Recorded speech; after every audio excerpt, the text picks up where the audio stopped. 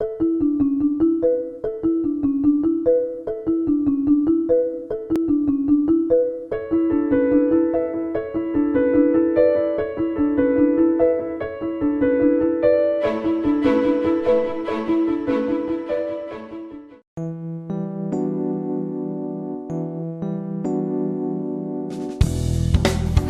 I'm Nyesha McCauley, and you're watching AccessTV.org.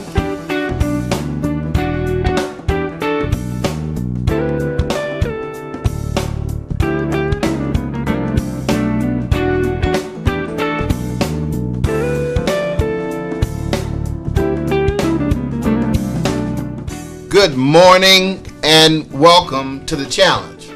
As always, first and foremost, we'd like to thank God for another opportunity and thank you, the viewers, for tuning in.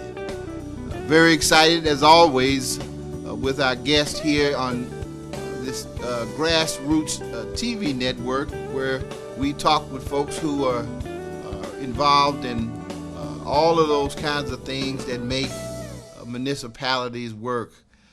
We're here this morning with Councilman David MacDonald.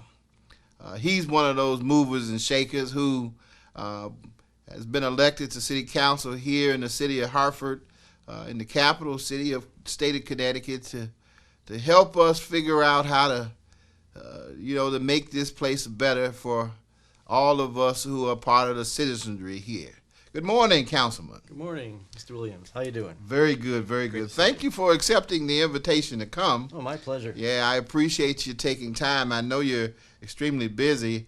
The challenge likes to highlight some of the challenges that we're faced with in our city. We keep hearing about this minor league baseball team coming to the city, and it being some kind of an economic catalyst, if you will, changing the economic conditions, if you will, for the city of Hartford, which, quite frankly, is still a bit of a paradox. It's got to be some sort of an anomaly when you have one of the 15 poorest cities in America in the wealthiest state per capita in this country. So what's happening with this Rockets thing, and what's your perspective, Councilman? Well, right now we're waiting to see what comes from the RFP that the administration issued for development of the whole downtown north area. There has been some talk about there's a number of developers interested in developing that area with a baseball stadium involved in it. Okay. So we'll wait and see what they propose. The original proposal that the mayor put out was pretty much dead in the water in terms of having the taxpayers of the city of Hartford. We're going to issue bonds. $60 million. Yeah. That was just not going to go anywhere. Okay. People weren't going to support that. So I think this is a better approach, what they're doing now. But we'll have to wait and see if developers want to do this. I mean, invest their own money or private capital into this project.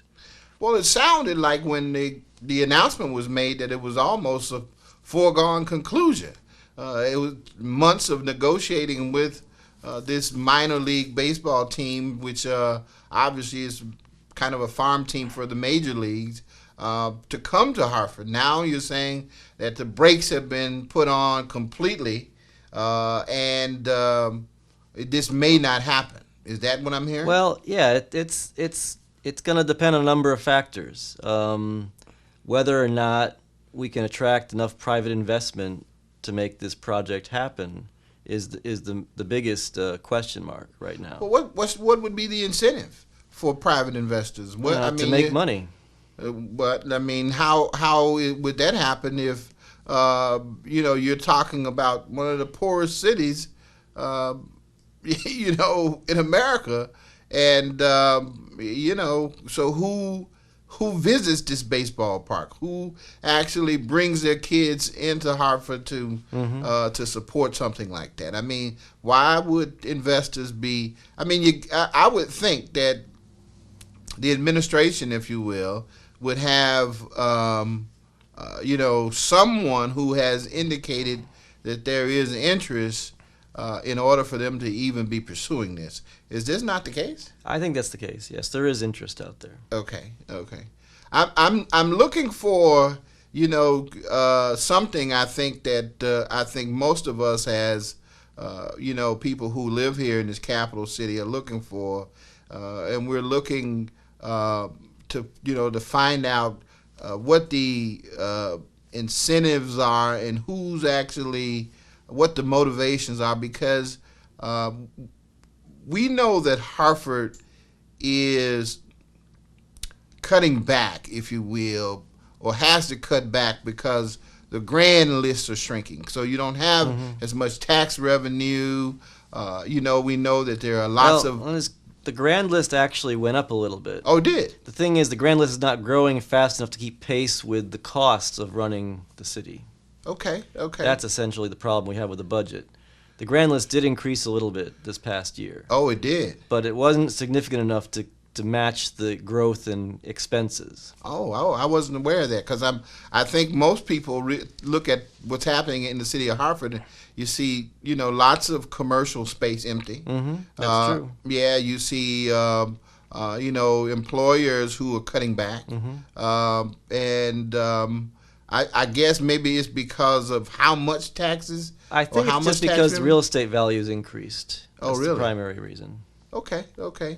So, but again, a minor league, baseball team, which in the past, based in New Britain, has, brought out an estimated 10 to 20,000 people per year for games, or is it per games? No, I think it's average about 3,000 per game. 3,000 per 70 game. games per season. Okay. And just half of those are played in New Britain, or half of those would be played at the home stadium.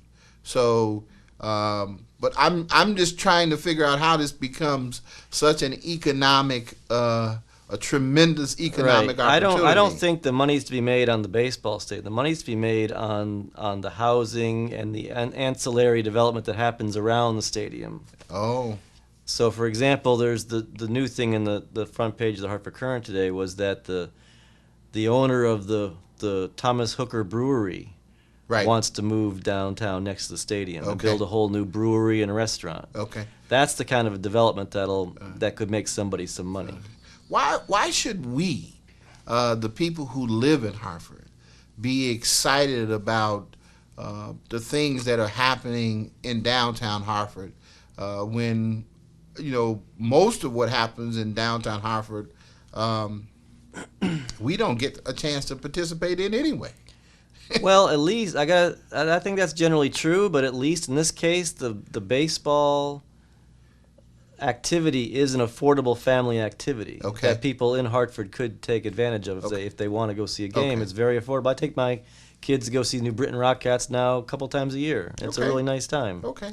So there is thought to having the average Hartford citizen, or family, be able to come to a baseball game. The owner has committed that he will keep tickets at a reasonable price that Hartford families can afford. Okay. So he's committed to that publicly. Okay. So, I think there's some very positive things potentially to come out of this.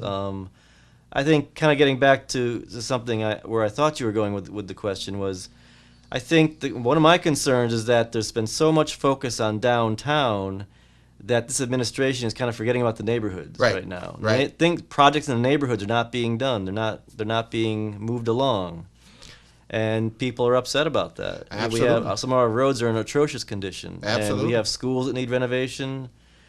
There are parks that are in serious need of work, and I think that's what a lot of people are concerned about. I couldn't agree with you more, and I was planning to go there. I quite frankly, I just wanted to try to get a better sense of where you as a councilman were with respects to this supposedly grand opportunity to bring in this economic engine, if you will, to help to support other activities.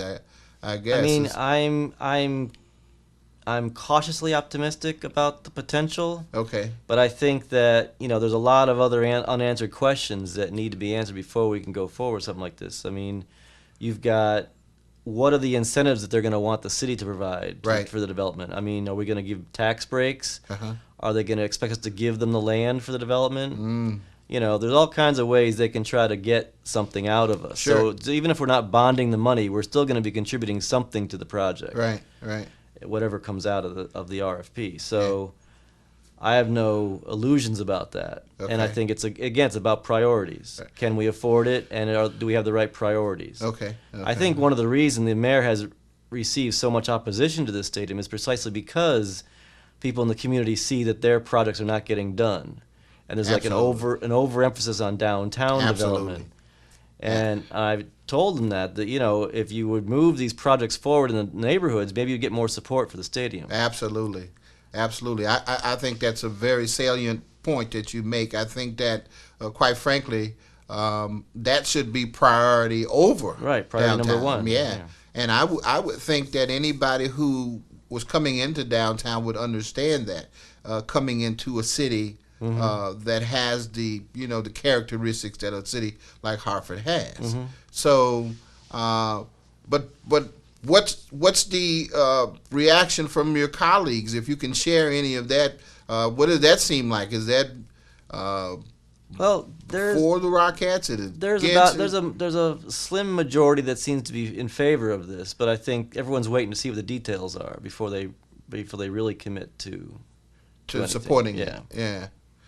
Well, can't help but wonder then. So if this suddenly became such a priority for the city, what other ideas are out there for generating revenue? Are there any more that we should maybe know something about, or that you might know something about that maybe you can share? I can talk. I mean, this kind of relates to the stadium conversation too. Is that I think that for economic development to work in a city like Hartford, it needs to be from the ground up, and it needs to be community based. You can't just. I don't think it makes sense to just create a neighborhood and plunk it down on a bunch of vacant land in downtown North. I don't think that's going to work. I think it's going to lead to gentrification, and I think it's going to lead to someday in the not so distant future that a lot of those buildings are going to probably be empty. Unless it's a neighborhood that grows from something. Yeah. It's got to have a foundation to it. It can't just be something that's been stuck there. Right. So you're looking for business to somehow come in, or some kind of business or industry or manufacturing or something to come into the neighborhoods? Is that part of Well, what, I think there's ways we can support small business better. I put forward a proposal calling for energy improvement districts. Right. Which is a state policy that allows communities to define a district, an area, a geographic area, where people and businesses can work together to lower their energy costs by using different state grants and state programs. And so I think that's something I'm looking forward to that getting off the ground. We're forming the committee now, and then we'll be going out to the NRZs, the neighborhood revitalization zones, to solicit proposals for where they think energy improvement districts should be created, and involve small businesses and involve the business community that's already in our city. Sure. We need to support our small businessmen here now and help them to do better. So, ground up. I mean, that sounds like you've taken. Is there any kind of is there any data, any research done on how exactly this particular approach might better serve or better satisfy the problems, or somehow address the problems that we're facing here in the city? I mean, there's a lot of research about how to do community-based development, and I think that the data that I've seen over the years shows that it's a much more sustainable approach to development. I mean, the thing with the baseball stadium and this kind of a development is that you're just creating all this stuff that's going to go in one place. What is that going to do to the rest of the city downtown? Right. We're creating a third entertainment district. We've already got an entertainment district around Union Station. We have an entertainment district on Front Street. Right. Now we're going to have a third one over in downtown North. Yeah. How much entertainment can we support? Can this region support in Hartford? Yeah. How many people actually are willing to come from the suburbs to come to Hartford for entertainment? Yeah. how much of a market is that really? Yeah. I think there's a certain number of people in the suburbs who will not come into Hartford no matter what. And I don't think That's the reality. We shouldn't waste our time chasing after them. Yeah, I agree with that. That's a reality too. Mm-hmm. I can't help but wonder how much traction, if you will, or support that you've got for your energy zones from this administration or from your colleagues on council. Is that something that my you can colleagues share? in council are very excited about this, and I have a lot of support. I think it was it was on consent. So we had all 9 voted in favor of my ordinance. So there's good support for it. That's good news. I think the challenge is going to be with the administration having so many different big projects going on at the same time that I don't want to see it. I don't want to get lost in the shuffle. But Sure. I think it's been a challenge to get this going, but we'll get it done. Let's take a break right here and come right back. I want to talk more about the energy zones, I guess, and talk more specifically about the proposal that you have that can be also an additional or an option, if you will, to this type of development that they're doing with rock hats and entertainment districts and that sort of thing. You got a few more minutes. Sure. We'll come right back. You can hang around. Thank you.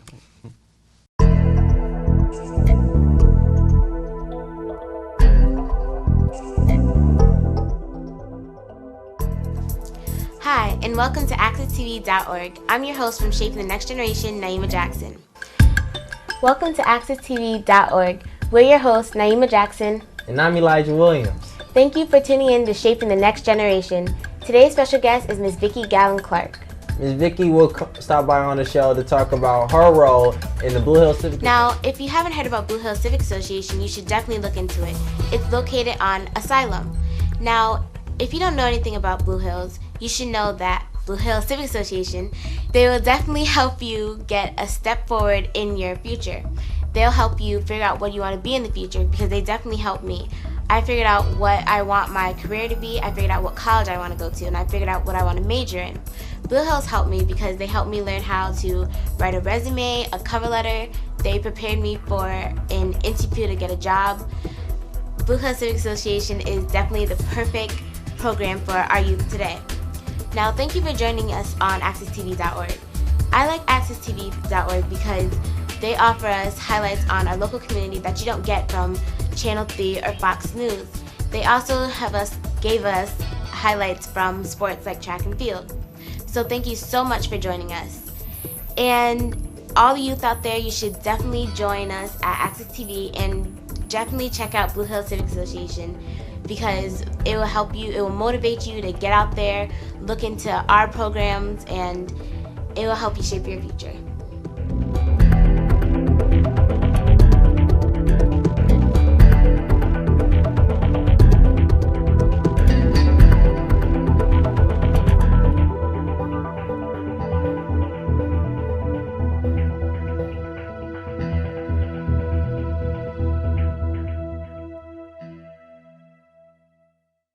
I want to thank Dave for sticking around for another segment of the challenge. My pleasure. Dave, Councilman MacDonald, pardon me. No, please call me Dave. Well, That's fine. and I'm glad that we can be, as a part of Grassroots TV, we can have the kind of dialogue that we do. But you're proposing energy environment or in energy districts.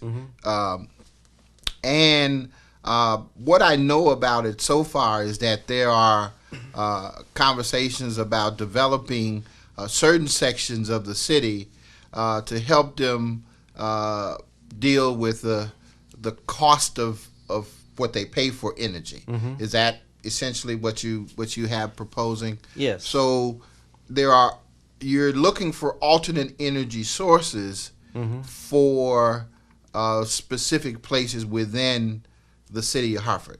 Is that kind of where you're going with in terms of what you're going with in terms of development? Yeah. See, the way it would work is that you'd have say, for example, a stretch of Blue Hills Avenue where all the merchants are. There's that little area right there, the north side of Blue Hills Avenue. I mean, they could come together, propose to form an energy improvement district, and then they could do something like install a solar array and then all share in the energy that's generated from that solar system. Okay. And actually what happens in the way the state law works is that when you generate solar power like that and you're not using all of it, what isn't used gets sold back to the utility. Okay. And they have to pay the retail price to you. And that becomes a credit on your bill. And so that credit could be shared with all the participants in the energy improvement district. So it would lower their energy bills. And actually, I'll just put a plug in there because I'm a big proponent of solar energy. Right now, the state of Connecticut has a free solar program. Any homeowner anywhere in the state of Connecticut can ask for a solar company to come in and do a free consultation to propose installing a solar system on their house. And it's done for free. It's no cost to the homeowner. And it becomes you save money off your energy bill. Okay. I'm just wondering. I can appreciate the credit to the cost of what you pay for energy. I'm wondering how much it would cost to actually develop the zones themselves. Is there any research on how much it would cost to build those kinds of? It all depends what the proposal is, because there's different options. For example, there's already a grant being received by Hartford to install a fuel cell in the Parkville neighborhood. Okay. As part of a microgrid project. Okay. Now, if that were to become part of an energy improvement district, and we could get permission to run that fuel cell 24/7, that would then generate significant revenue. Now, that's being paid for with a grant from the state of Connecticut, so there would really be very little upfront startup costs to do this. And if they paired that up with solar, now you could be generating lots of energy and saving lots of money. I mean, that could be going to support, I know the Seatown Market there in Parkville is going to be part of that project. That could save them a lot of money. I'm sure one of their biggest costs is electricity. So the use of a fuel cell for that area would supply enough electricity to support, what are we talking about, if you will, in terms of land mass, areas of land mass? Well, it's hard to do it by land mass because it's really about how many users of energy are there and how much they're using. Because you've got the market there, you've got a gas station, you've got the school and the senior center and community center. So all of those entities could be utilizing the energy from this project. From this fuel cell. Yeah. And it's fuel cell, solar. So what other alternative energy sources are out there that could potentially be revenue generators, if you will, for the city that would allow us to pay less in taxes, but the city to generate more in terms of revenue? Well, geothermal is another system that we haven't really explored yet, but it's that could create a lot of good energy. Geothermal. Okay, I'm asking because I'm trying to envision these energy districts, and I'm trying to think about what areas are we covering now. I know that a lot of folks who may be tuning in may or may not know.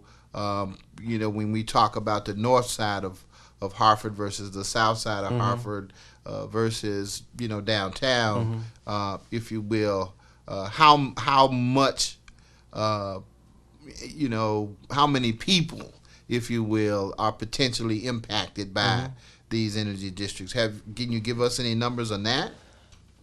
No, I really can't break it down by the number of people. I mean, because it all depends upon what. And the other thing too to remember is that we're starting this up, so we're going to try to start this like a pilot project, so that we want to prove that we can do this. So we're going to try to at least pick one, maybe two projects that we know we can get off the ground and get working and will be successful. So I don't want, I believe in proving what you can do and doing it and then expanding once you've worked out all the kinks. Okay. Okay. So we're going to do it like a pilot project. So it's really hard to say. And I don't believe that the city should be telling the neighborhoods where these are going to go. I want the neighborhoods to tell us where they think they should go, and then we'll look at those proposals and decide what we think makes the most sense. Okay. Obviously, these things have to be built, and you said most of it will be built with grant money. Mhm. Is that and grant money from the state? From the state. From the state. There's already money there for alternative energy sources. Is that what you're? That's true. Yes. Okay. All right. So then I'm just kind of thinking outside of the box too, because part of what we try to do on the challenge here is to offer solutions, to problems, and I can't help but wonder why we haven't heard more about this. I mean, I'm glad you considered to come by, Councilman, but it would seem to me that this is a decent option. I mean, to what you described earlier as the development of entertainment. Now you're talking about energy sources which potentially could be, I'm guessing now, in some way owned by the citizenry, and generate revenues for the city itself.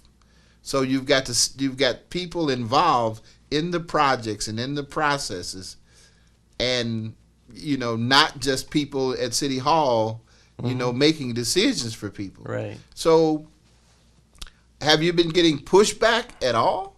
I mean, I'm just Not wondering. yet. You haven't gotten any. Okay. So I can't help but wonder, why aren't these kinds of ideas shared more, heard more, or given more, opportunity to be heard by the citizenry?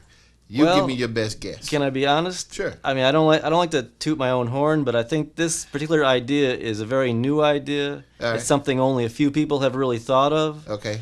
When I brought it, I was talking to some people who are experts in the field, and there's a really excellent lawyer who works downtown. He's very involved in energy issues and helps with a lot of these grant proposals that towns make to bring in solar and other programs. And he hadn't thought of this either, and he was very excited about hearing about this project. So I think it's something that's kind of cutting edge. No one's really done this yet. Okay. So that's why I want to pilot it first and make Okay. sure we can get it right. Okay. But I think, my honest opinion as to why these kind of ideas don't seem to capture the attention of a lot of people in government is because they see them as very small ideas. Like it's very small impact. And they want the big flashy impact like a baseball stadium. Something's going to make a big impact. Okay. All right. But, I believe in sustainability. Sure. I believe in involving the community. Absolutely. Those are two critical principles for me. Yeah. And so that's why I was drawn to this idea when I thought of it. I said, this makes a lot of sense for what I want to accomplish and what I think should happen. Yeah. Because this is something that's going to grow out of the community and it's going to be sustained by the community. Right. And I think it has a much better chance in the long term of solving some of our challenges.